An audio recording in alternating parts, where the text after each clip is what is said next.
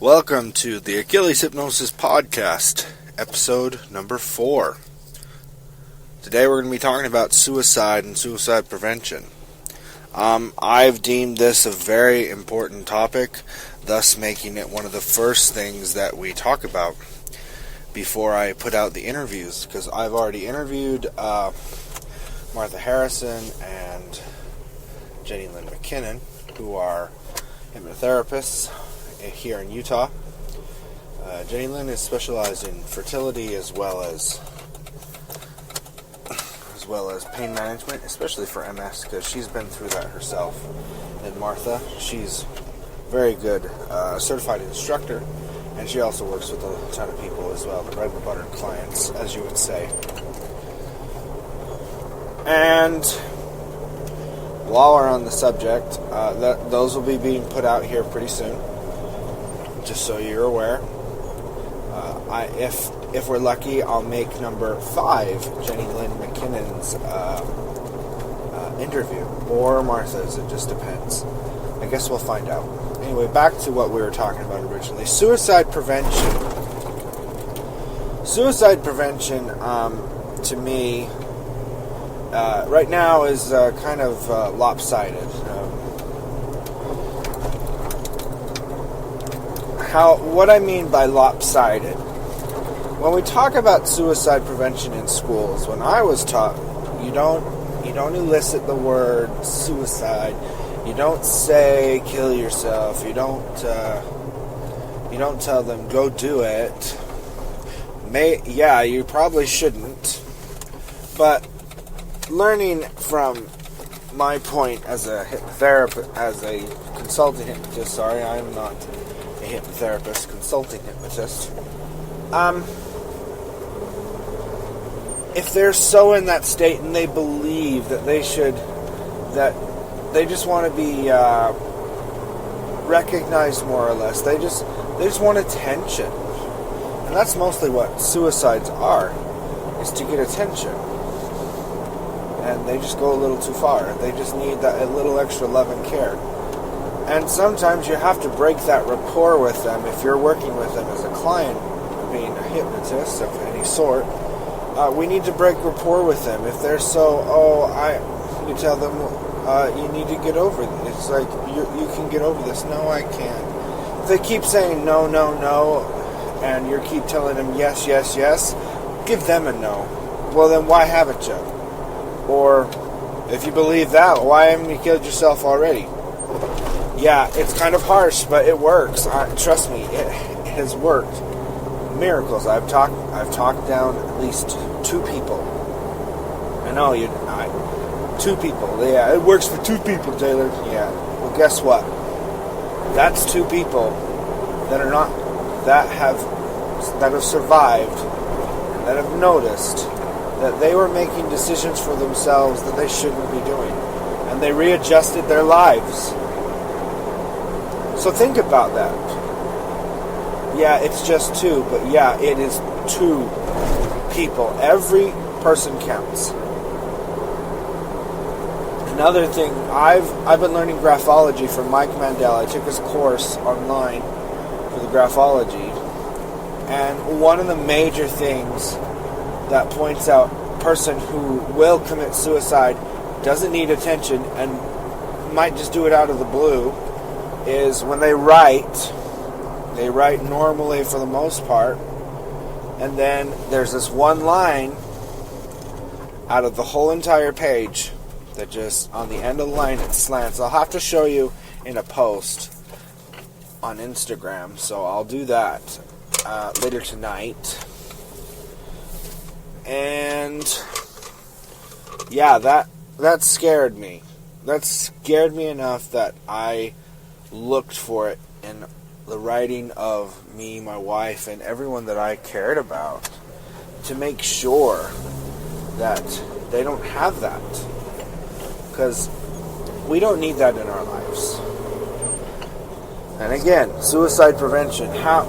Ask them what's going on. If they're a little down, if they're down for like weeks, months, you need to talk to them. If you see someone at school, yeah, they might not be your friend, As a teenager, I know. I've been through high school. I know how hard it is to get out of your little square. To get out of your little compartment of, oh, I'm a jock, I stay with jocks. Oh, I'm a ballerina, I stay with ballerinas. Oh, I'm a cheerleader, I stay with cheerleaders. You know what? Get out of your box. If someone needs help, why are you staying in a box? And even if they're in your box, go ask help. And another thing that I have always advocated for, if they tell you do not tell anybody, you need to tell somebody.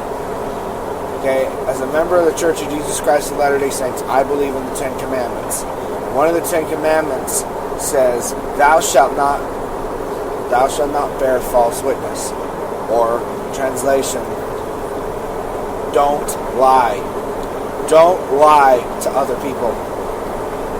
If you go out and you tell somebody, yeah, you're lying. But you know what? There's a higher law that I also believe Jesus taught, that love God with all your heart, might, mind, and strength. And love your neighbor as yourself. Sometimes loving your neighbor means that you tell somebody about it and you get them some help. It might not be their parents. It might be a doctor. It might not be a doctor. It might be their uncle.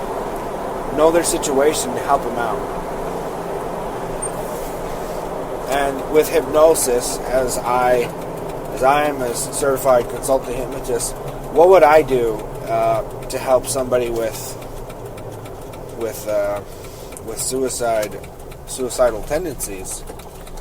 As a hypnotist, if they came to my office and say, I want to get rid of these suicidal tendencies, first of all, I wouldn't tell them to change their mind immediately. I would first have them change their physiology or their posture. Why?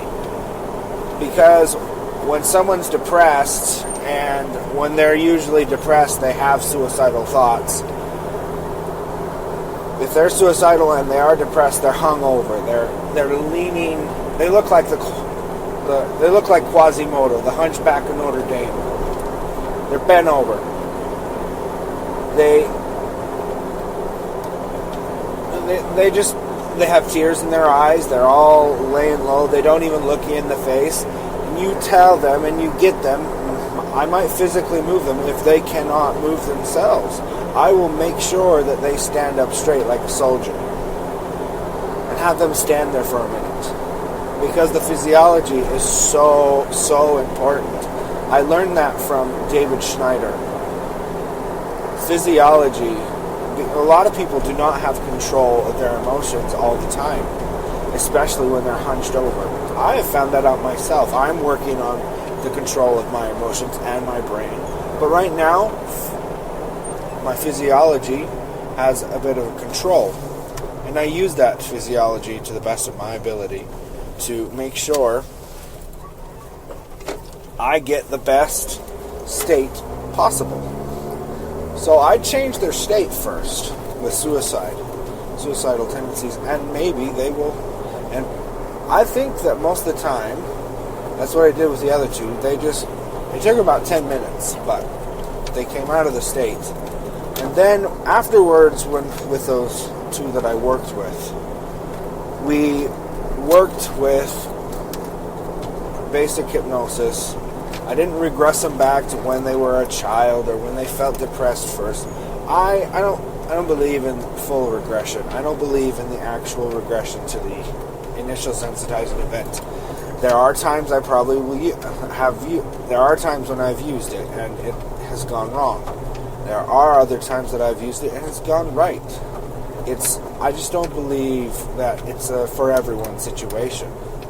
Rather, I do symbolic regression. Symbolic regression is where you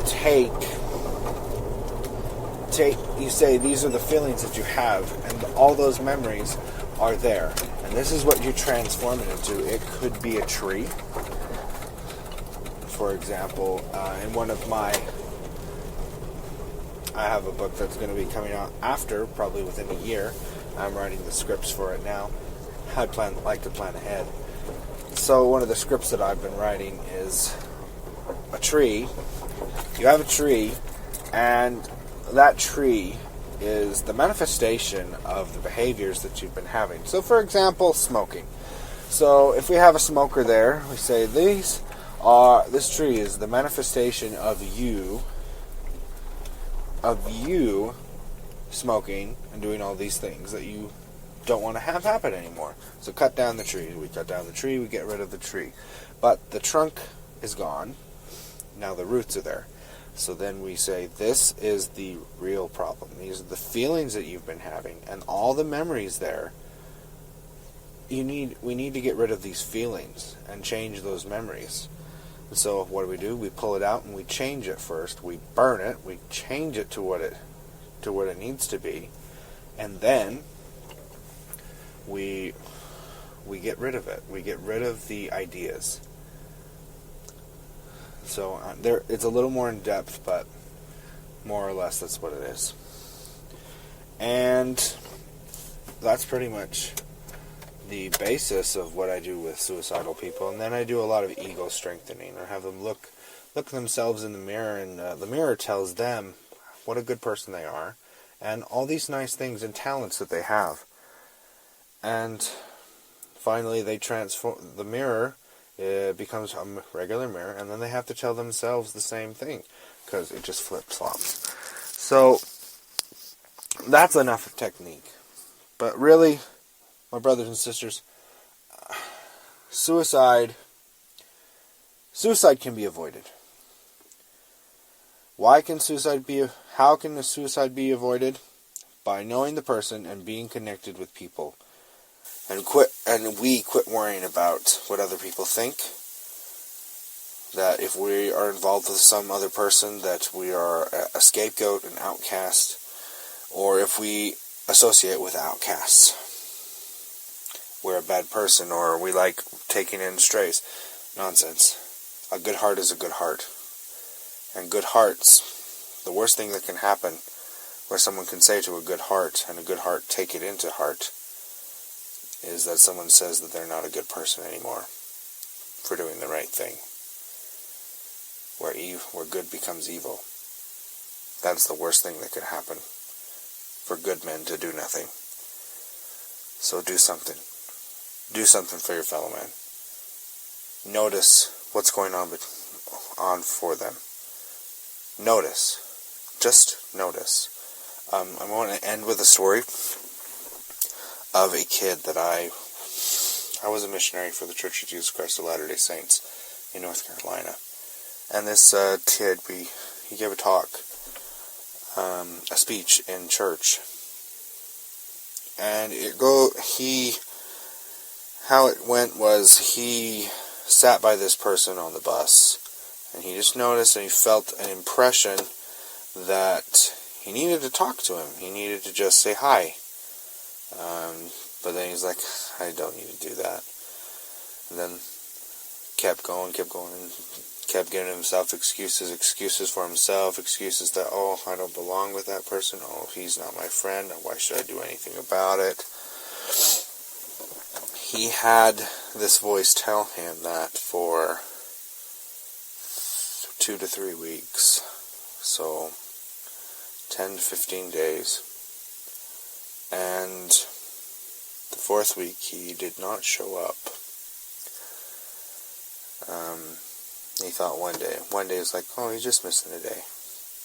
2, it's like, oh, he's probably really sick. 3, he said something's wrong. So he asked the school bus driver, because he thought she would know. She did. The kid had committed suicide because he was being bullied and he had no friends. And he said this in tears, that if he could go back again, all he needed to do was say hi. All he needed to do was sit there and listen for just one day. He didn't need to do it for a whole entire week. He just needed to do it for one day. one day the kid would have noticed. I would have been happy. His situation wasn't even better at home. He just needed to know that someone was there for him. And the kid's last words for the talk were, all you need to do is watch and do your best and love people no matter what people say about you or will say about you. The consequence that I am living with of not doing what I was supposed to do weighs more heavily on me than the consequence of knowing I did something.